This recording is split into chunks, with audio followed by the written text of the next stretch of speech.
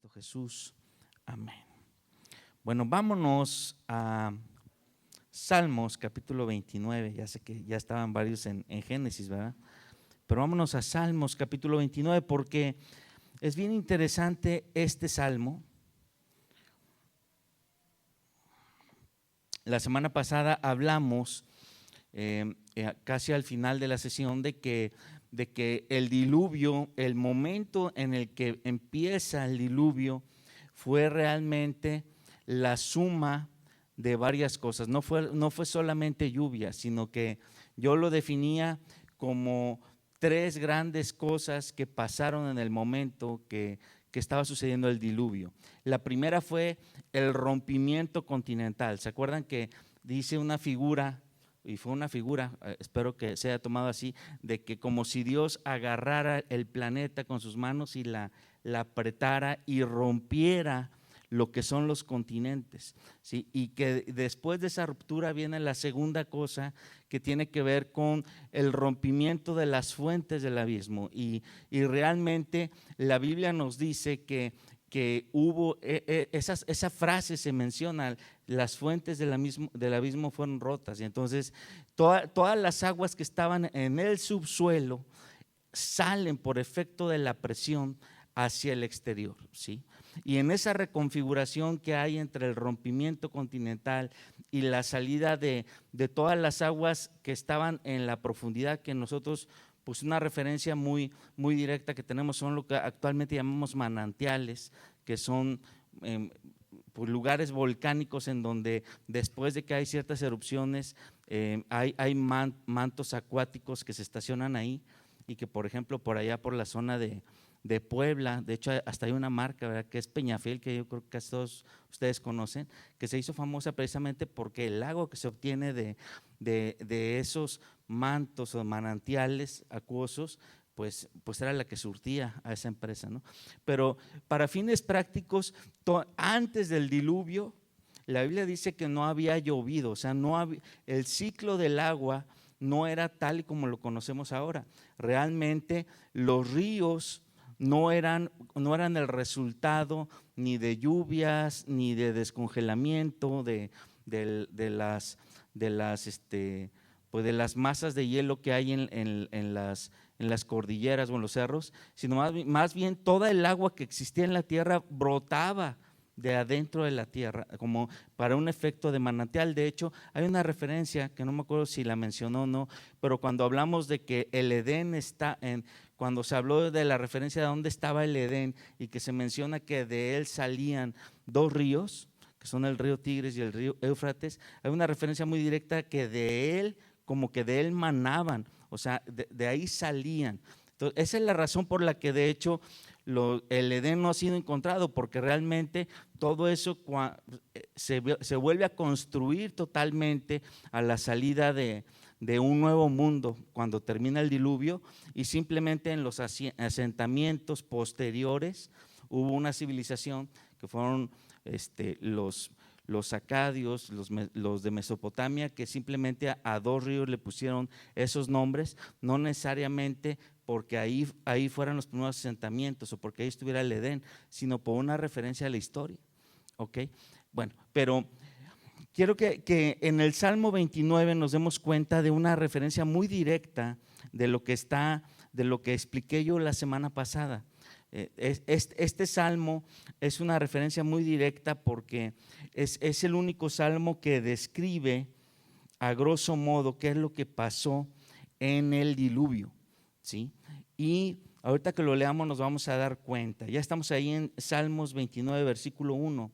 Dice: tributad a Jehová, oh hijos de los poderosos, dad a Jehová la gloria y el poder, dad a Jehová la gloria debida a su nombre, adorad a Jehová en la hermosura de la santidad. Voz de aguas sobre las aguas, truena el Dios de gloria. Jehová sobre las muchas aguas, voz de Jehová con potencia, voz de Jehová con gloria, voz de Jehová que quebranta los cedros. Quebrantó Jehová los cedros del Líbano, los hizo saltar como becerros, al Líbano y al Sirión como hijos de búfalos. Voz de Jehová que derrama llamas de fuego. Voz de Jehová que hace temblar el desierto. Hace temblar Jehová el desierto de Cades. Voz de Jehová que desgaja las encinas y desnuda los bosques. En su templo todo proclama su gloria. Jehová preside en el diluvio. Fíjense, este pasaje hace referencia al diluvio.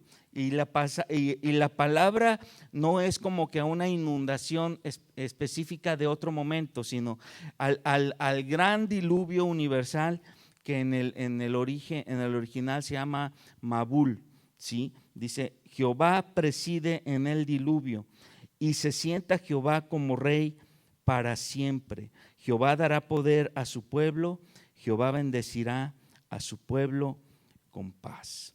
Y solamente una referencia a todo lo que acabamos de leer. En este pasaje que acabamos de leer se usa 7 veces la frase voz de Jehová, voz de Jehová. Y dice voz de Jehová con potencia, voz de Jehová que quebranta, voz de Jehová que derrama llamas de fuego. Entonces hay algunos teólogos que han hecho conclusiones de que la misma forma en la que Dios creó el universo, que fue ¿cómo? ¿Se acuerdan cómo? Por medio de su voz. Lo que Dios estaba haciendo en el diluvio era hacer exclamaciones, y cada vez que Dios hacía una exclamación con su voz, algo sucedía en la tierra. Por eso dice voz de Dios, y el simple hecho de que retumbe la voz de Dios hace que pasen todo lo que acabamos de leer, ¿sí? Se quebrantan los cedros, se deshacen los bosques, se desgajan las encinas, hacen salir llamas de fuego. Hace referencia a erupciones volcánicas que están sucediendo en ese momento. Entonces, todo lo que acabamos de leer es una referencia de todo lo que está pasando durante el diluvio.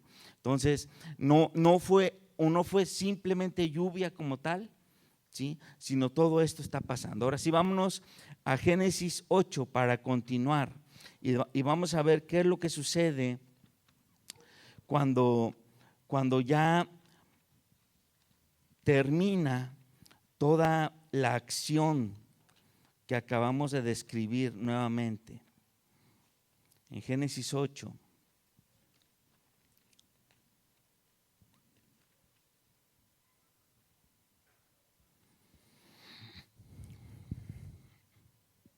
Dice, y se acordó Dios de Noé. Y ahí me detengo tantito porque esta palabra, cuando se traduce en nuestras Biblias, realmente implica mucho más en el original que simplemente se me había olvidado y me acordé, porque realmente pues a Dios no se le olvida nada, ¿no? Pero esta palabra en el sentido original significa cuando Dios empieza a tomar acción a favor de alguien, ¿sí? Y entonces, en ese sentido literal podemos entender que Dios dice, y Dios empieza a hacer algo a favor de quién, a favor de Noé y de todos los animales y de todas las bestias que estaban con él en el arca. Dice, e hizo pasar Dios un viento sobre la tierra. Aquí ya nos empieza a describir qué es lo que Dios está empezando a hacer a favor de Noé y de los animales. Dice, hizo pasar un viento sobre la tierra y disminuyeron las aguas, o sea, un fuerte viento que empieza a secar las aguas. Dice, y se cerraron las fuentes del abismo y las cataratas de los cielos, y la lluvia de los cielos fue detenida. Y entonces aquí se describe nuevamente el efecto de 3 cosas, como que 3 grandes llaves de agua, de salidas de agua que estaban abiertas, y cuando Dios empieza a hacer algo a favor de Noé, Dios simplemente cierra esos caudales de agua del abismo, de las cataratas de los cielos y la lluvia de los cielos. Dice, y las aguas decrecían gradualmente de sobre la tierra y se retiraron las aguas al cabo de ¿cuántos días? Dice 150 días, o sea, 5 meses en secarse. Dice, y reposó el arca en el mes séptimo, a los 17 días del mes, sobre los montes Ararat. O sea, el tiempo en que se empieza a secar toda esta agua son 5 meses, pero realmente todavía pasaron 2 meses o más de 2 meses más para que el agua descendiera lo suficiente como para que el arca quedara quieta en un lugar. Y no fue un lugar pues de bajo nivel de aguas, sino que dice que en los montes Ararat. ¿Dónde están los montes Ararat? Ararat es una región que está en Turquía, ¿sí?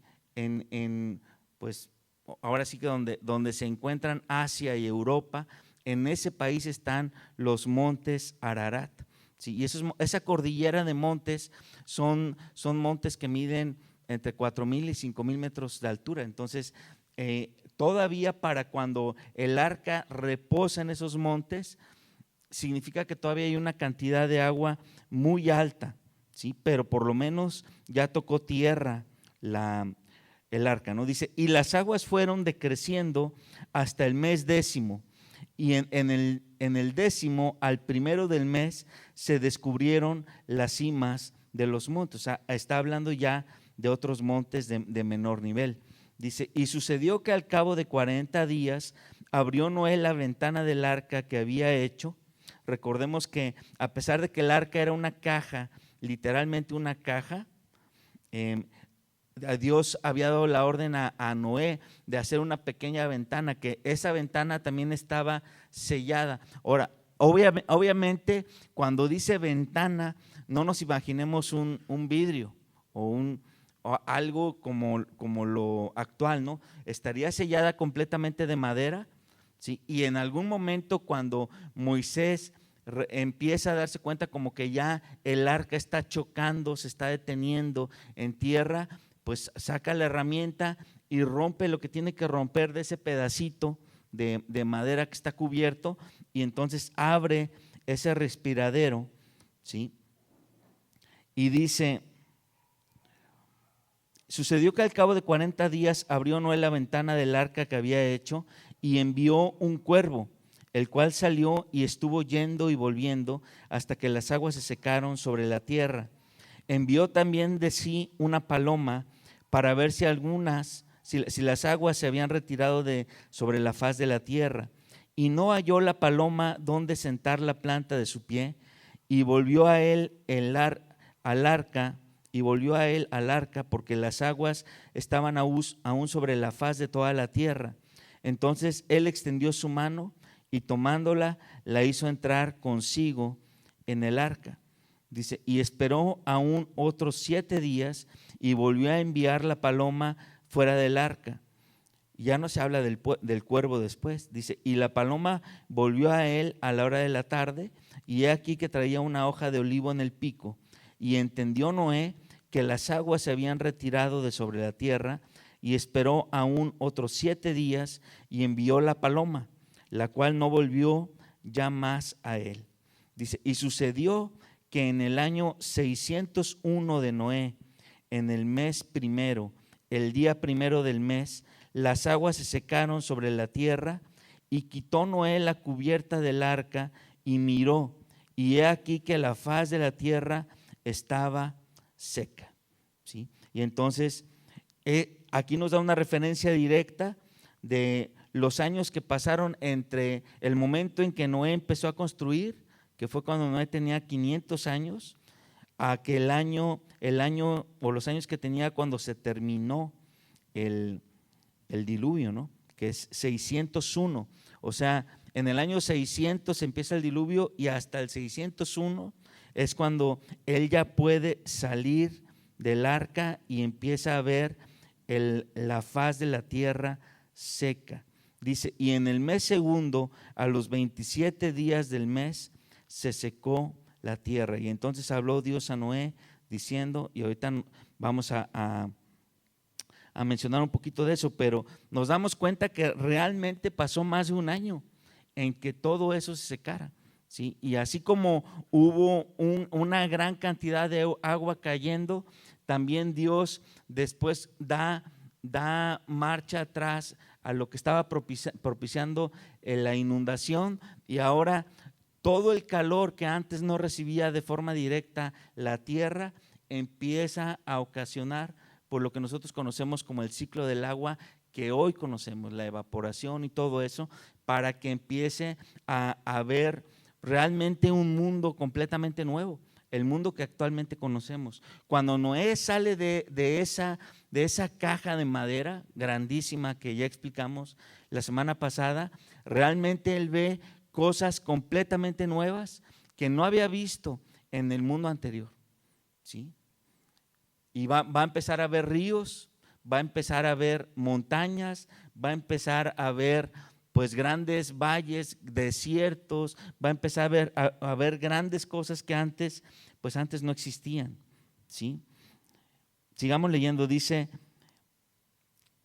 entonces Dios habló a Noé diciendo: sal del arca tú y tu mujer. Y esto a mí me encanta porque ya vemos un Noé que ha pasado muchísimo tiempo. Discúlpame tantito.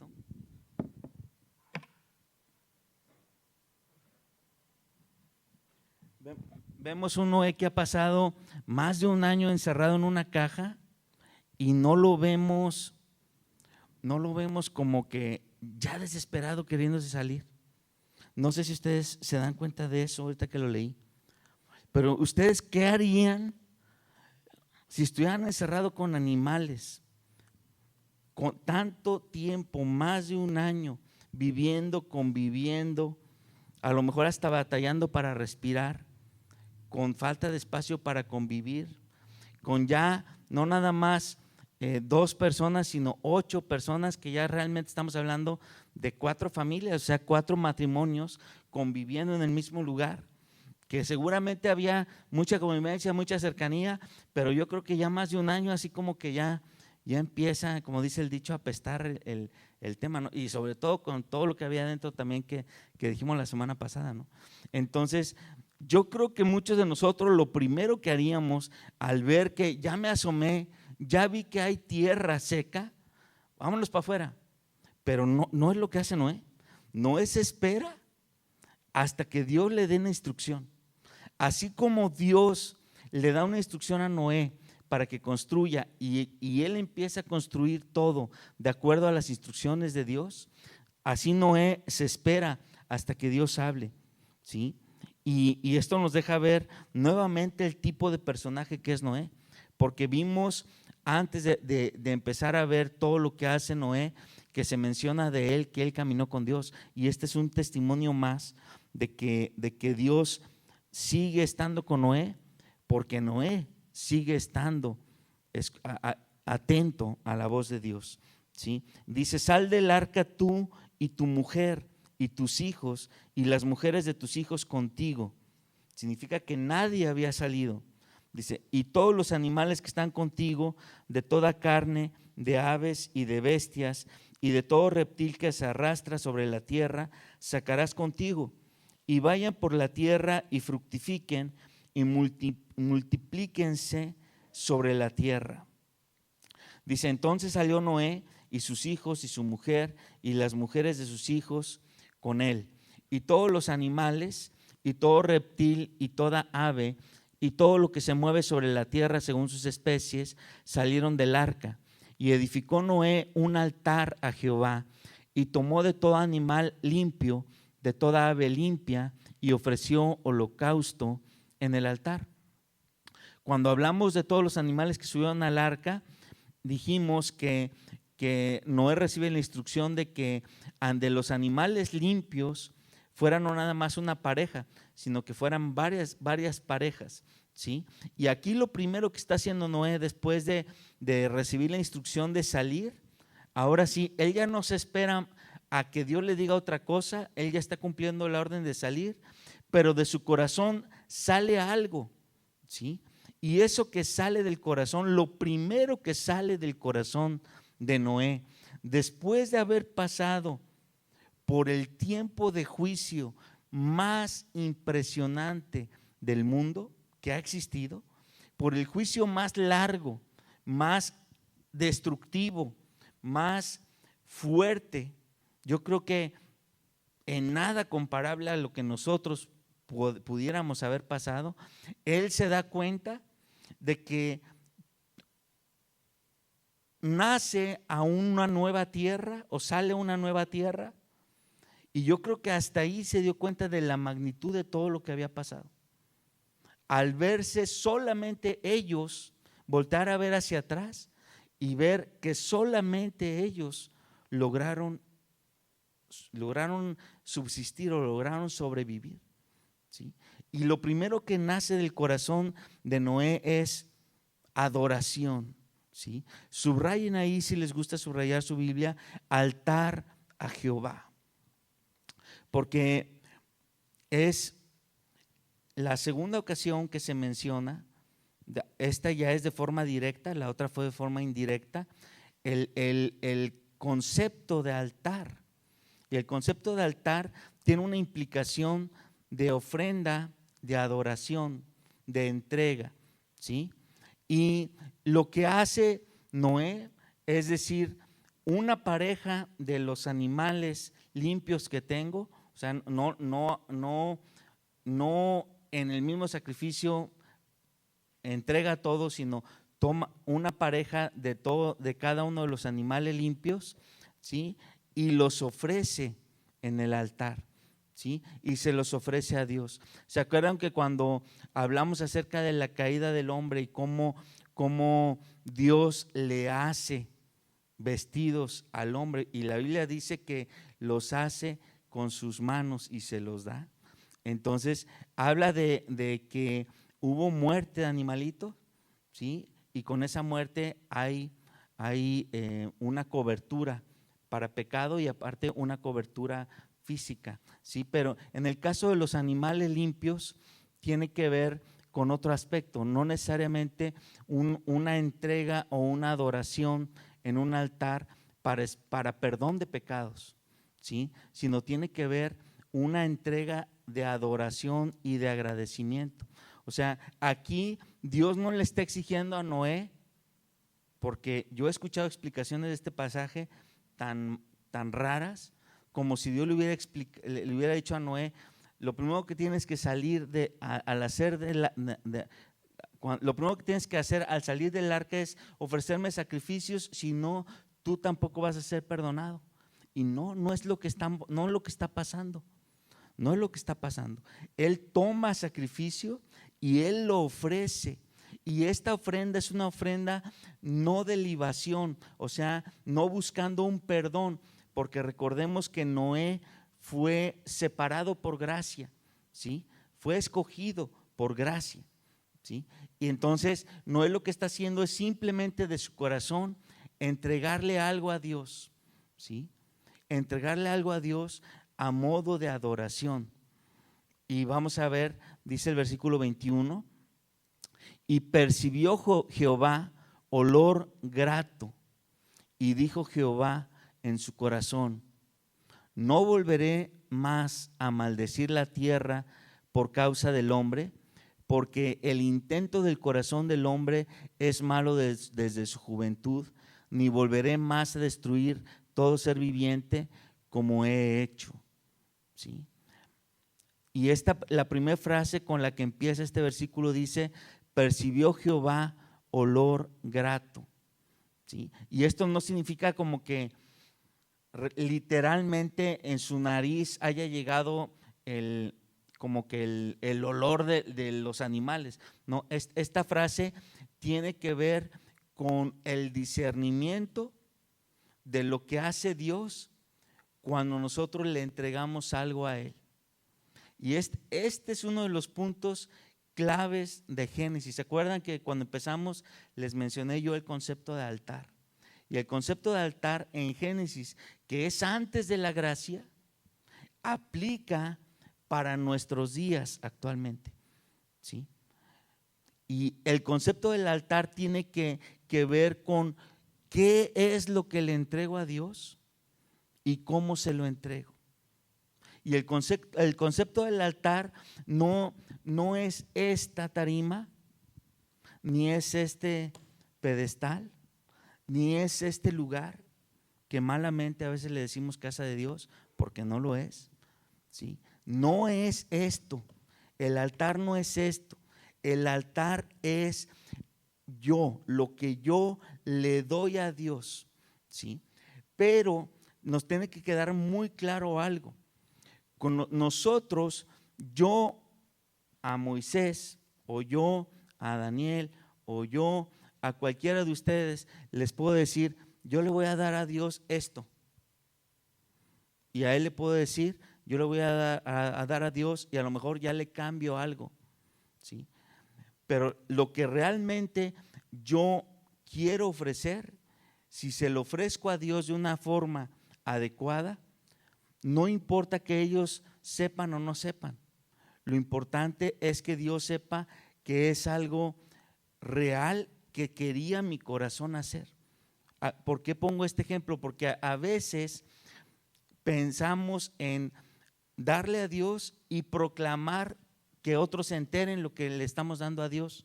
Esas ofrendas o eso que se le ofrece a Dios de esa forma no es olor grato para Dios. No es olor grato, ¿sí? Porque lo que se le ofrece a Dios en adoración no es algo que yo tenga que presumir, no es algo que yo tenga que sacarlo como que con una banda sonora para que todos volteen a ver. No. De hecho, hay un pasaje que está en Hechos 5 y que es un pasaje bien complicado, porque habla de Ananías y Zafira. No sé si ustedes han leído ese pasaje, pero Ananías y Zafira habían dispuesto en su corazón darle algo a Dios. Y cuando ellos en algún momento deciden darle a Dios el valor de su propiedad, y que se dan cuenta de que su propiedad tal vez valía más de lo que ellos mismos pensaban, dicen, caray, no, mejor no le voy a dar todo. Sí la vendo, pero me quedo con una parte, porque es mucho para la iglesia, es mucho para Dios. Entonces, esa actitud es una actitud que no genera olor grato a Dios, sino todo lo contrario. Lo que le termina pasando a Ananías y Zafira es que terminan muertos delante de la presencia de Dios, porque fue un olor no grato. Significa que Dios pudo discernir en sus corazones lo que ellos realmente querían, y en el corazón de Ananías y de Zafira estaba ser vistos, ser alabados, ser reconocidos por lo que estaban dando.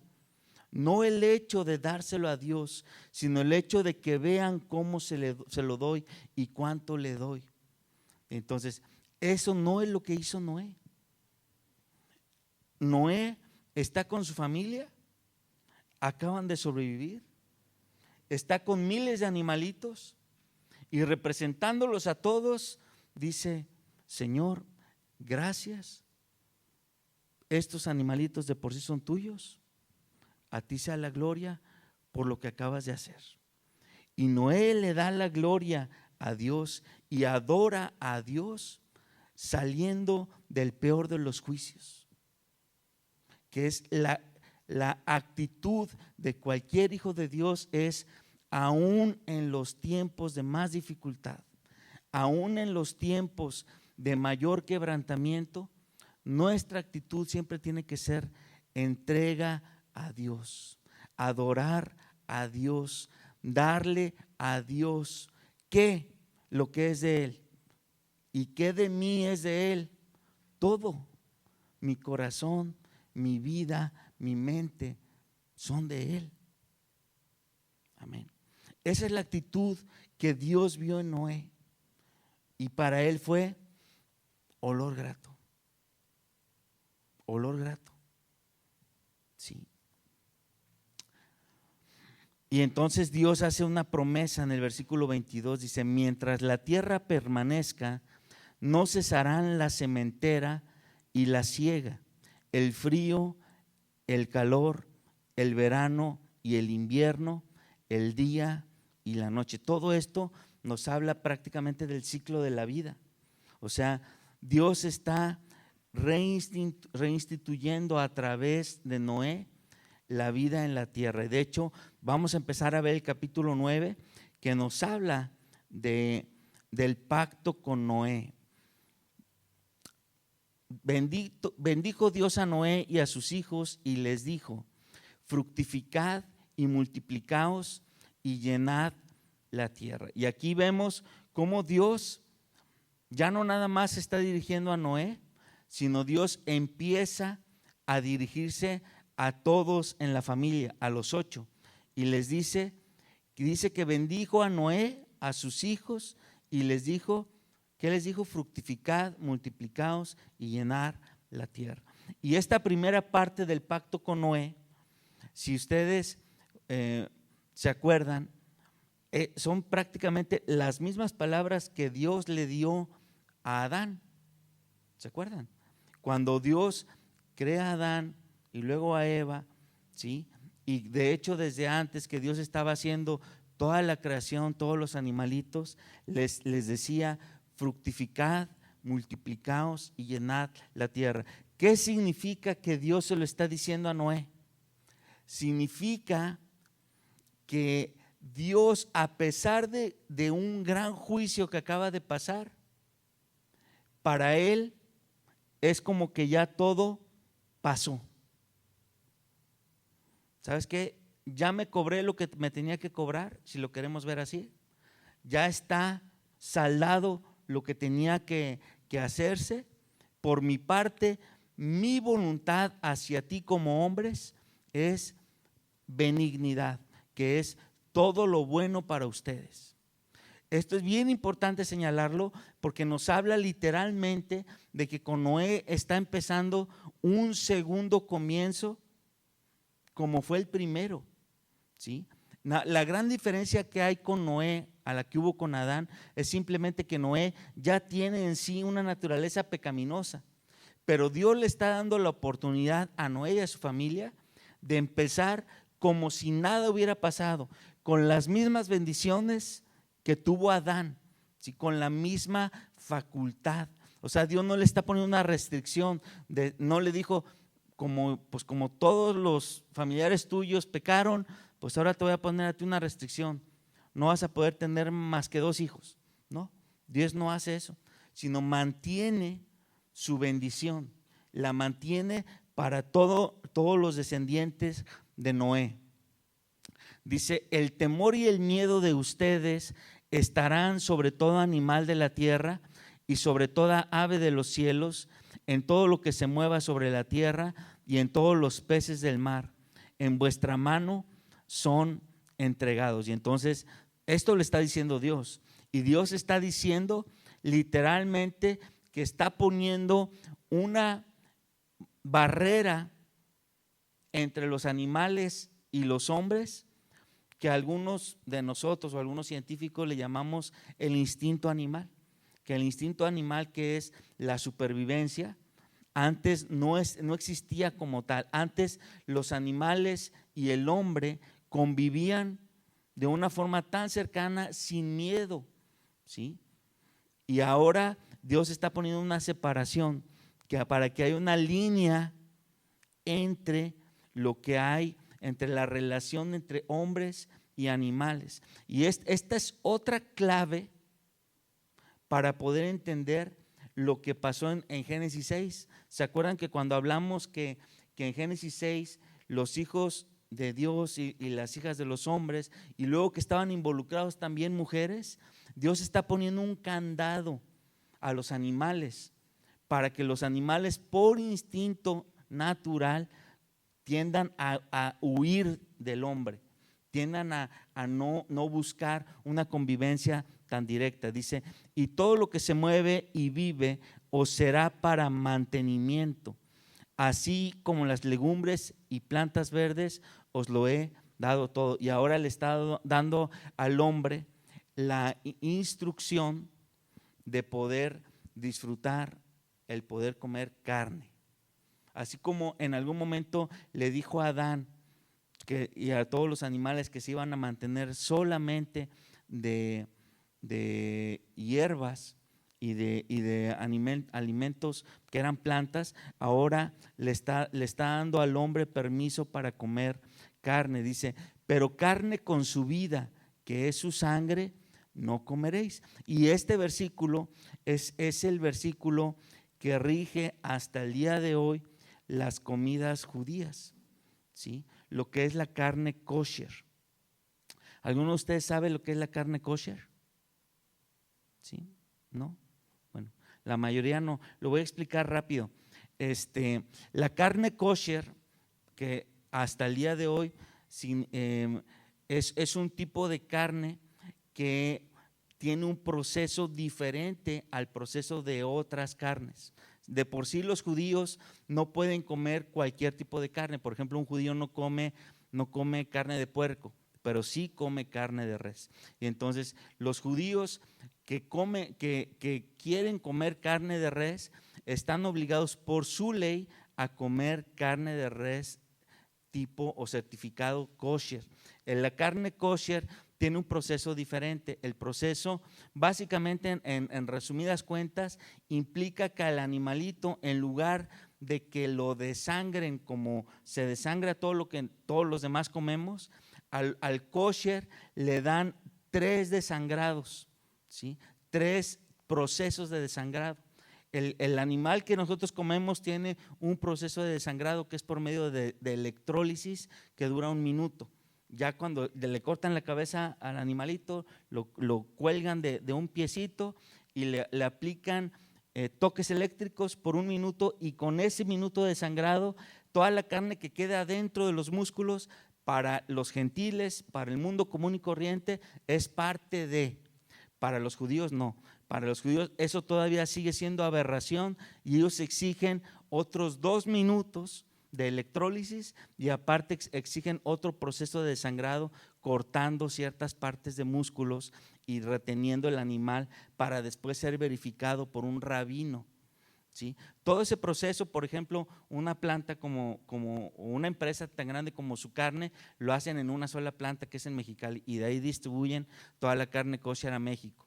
Pero así los judíos tienen plantas certificadas de carnes y de sus procesos en todos los países, literalmente. Si lo que ellos quieren comer, pues lo consiguen certificando sus procesos. Entonces, ellos así se aseguran poder comer el producto, pero inclusive buscando que no tenga nada de sangre, ¿sí? Ahora dice, porque ciertamente demandaré la sangre de vuestras vidas, de mano de todo animal la demandaré, y de mano del hombre, de mano del varón, su hermano, demandaré la vida del hombre, ¿sí? Dice, y el que derramare sangre de hombre, por el hombre su sangre será derramada, porque a imagen de Dios es hecho el hombre. Dice, mas vosotros fructificad y multiplicaos, procread abundantemente en la tierra y multiplicaos en ella. Y habló Dios a Noé, o sea, todo lo anterior que acabamos de leer, Dios se lo está diciendo a todos en la familia, a los 8, ¿sí? Y ahora específicamente Dios le dice a Noé, dice, y a sus hijos, pero principalmente a Noé, dice, he aquí yo establezco mi pacto con vosotros y con vuestros descendientes de vosotros y con todo ser viviente que está con vosotros, aves, animales y toda bestia de la tierra que está con vosotros, desde todos los que salieron del arca hasta todo animal de la tierra. Estableceré mi pacto con vosotros, subrayen la palabra pacto, sería importante, dice, y no exterminaré ya más toda carne con aguas de diluvio, ni habrá más diluvio para destruir la tierra, ¿sí? Y aquí es la primera vez que se establece este pacto, o que más bien que se ve el pacto como tal, la primera vez que se habla de un pacto. Y el primer pacto que hace Dios es con Noé, en el que usa directamente la frase pacto. Algunos hablan de un pacto adámico, Pero realmente cuando vimos la historia de Adán, nunca vimos o no se menciona la palabra pacto en ninguna parte del relato, pero aquí sí se menciona la palabra pacto. Y la palabra pacto significa, en términos simples y llanos, significa una promesa que es recalcada, una promesa de mucha importancia, de mucho valor, ¿sí? Una promesa que si Dios no miente, porque no es hombre ni hijo de hombre para mentir, ¿por qué Dios tendría que decirle a alguien, voy a hacer un pacto contigo? Es una pregunta, ¿sí? Y la mejor respuesta para esa pregunta es porque Dios quiere darse a conocer a nosotros. Cuando Dios le dice a Noé, voy a hacer un pacto contigo, que se lo está diciendo cuando él tiene 601 años, todavía Noé va a vivir más de 300 años más. Y él va a poder constatar durante esos más de 300 años que lo que le ha dicho Dios se ha estado cumpliendo. Por eso Dios promete, por eso Dios hace pactos, no porque Él tenga que, no, sino porque simplemente para demostrarnos que lo que Él dice lo puede comprobar conforme vaya avanzando el tiempo. ¿Ok? Dice, y dijo Dios, versículo 12, esta es la señal del pacto que yo establezco entre mí y vosotros. Noten que dice primero entre mí y vosotros. No está mal escrito, está bien escrito. En orden de importancia, siempre primero es Dios. Aunque esté hablando Dios, Él va primero, ¿sí? Dice, entre mí y vosotros, y todo ser viviente que está con vosotros por siglos perpetuos. Mi arco he puesto en las nubes, el cual será por señal del pacto entre mí y la tierra. Y sucederá que cuando haga venir nubes sobre la tierra, se dejará ver entonces mi arco en las nubes. Y me acordaré del pacto mío que hay entre mí y ustedes y todo ser viviente de toda carne. Y no habrá más diluvio de aguas para destruir toda carne. Estará el arco en las nubes y lo veré y me acordaré del pacto perpetuo entre Dios y todo ser viviente, con toda carne que hay sobre la tierra. Y dijo pues Dios a Noé, esta es la señal del pacto que he establecido entre mí y toda carne que está sobre la tierra. Y ese arco pues es el arco iris, ¿no? Y entonces yo he escuchado que gente que habla de forma muy simple del arco iris, como que ya para nosotros es tan normal, sobre todo en estas latitudes en las que puede llover en mayo y como se va la nubecilla y está el solazo, vemos arcoíris casi seguro, ¿sí? En esa temporada, ¿no? Pero realmente para la época de Noé, el primero haber visto lluvia que nunca habían visto y nunca habían visto esas cantidades de agua, después ver el cumplimiento por medio de ese arco, era cada vez que llovía y ver eso es, no va a ser como la vez anterior. ¿Se acuerdan la primera vez que se les metió el agua a su casa? A los que se les ha metido. Ya para el siguiente aguacero, vamos a la casa porque dejé abierta la ventana o porque tengo goteras o a ver qué hago para que no se me inunde. Imagínense cómo la primera vez que después del diluvio llovió y que Noé y su familia ven el arco iris salir y dicen, no va a ser como la vez anterior, no va a haber destrucción, es lluvia benigna, es bendición, no es juicio. Wow, es bien importante. Y también ver que el arco iris, pues nosotros ya hubo científicos que nos dijeron lo que es, pero lo que no han explicado los científicos, porque todos dicen, bueno, pues es efecto de la refracción de las partículas del agua con la luz. ¿Y por qué se hace arco? ¿Por qué no es otra forma? ¿Por qué arco? Pues es un arco nomás, porque Dios dijo que era un arco, porque Dios estableció que tenía que ser así. Ustedes pueden ver diafractales de agua y de luz, pero cuando los ven en forma de lluvia van a ser arcos, porque Dios así lo estableció. ¿Ok? Sigamos, dice, y los hijos de Noé, cambiando un poquito de tema, yo creo que esto ya fue años después, o perdón, meses después, dice, y los hijos de Noé que salieron del arca fueron Sem, Cam y Jafet. Y Cam es el padre de Canaán, ¿sí? O sea, nos está haciendo una referencia a un personaje que todavía no existe, pero del cual va a venir todos los descendientes que en un futuro habitarán toda la región de Canaán, de los cananeos, dice. Estos tres son los hijos de Noé, y de ellos fue llena toda la tierra.